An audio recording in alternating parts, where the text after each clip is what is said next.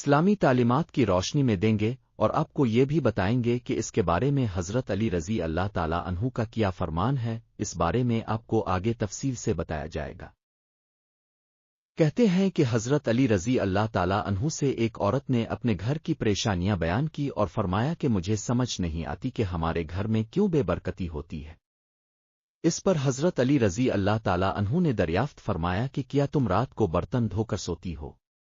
آجوٹ ہے برتن اسی طرح سے چھوڑ کر سو جاتی ہو؟ تو اس عورت نے کہا میں تو رات کو برتن ویسے ہی چھوڑ کر سو جاتی ہو۔ تو اس پر حضرت علی رضی اللہ تعالیٰ عنہ نے فرمایا کہ تمہارے گھر میں پریشانیوں اور بے برکتی کی وجہ یہی ہے، اس لیے رات کو برتن صاف کر کے سویا کرو۔ اس بات سے معلوم ہوا کہ رات کو جھوٹے برتن نہیں چھوڑنے چاہیے، اور اس بارے میں سائنس کا بھی یہ کہنا ہے کہ اگر برتنوں کو زیادہ دیر کے لیے گندا چھوڑ دیا جائے تو ان میں نقصان دہ قسم کے بیکٹیریا پیدا ہو سکتے ہیں جو کہ مختلف بیماریوں کا سبب بن سکتے ہیں، اور ظاہر سی بات ہے کہ جب برتنوں میں کھانے پینے کی اشیاء ہوں گی تو مختلف زہریلے کیڑے مکڑوں کا بھی ان میں چلنے پھرنے کا خدشہ ہوتا ہے۔ اس لیے بہتر ہے کہ رات کے برتن رات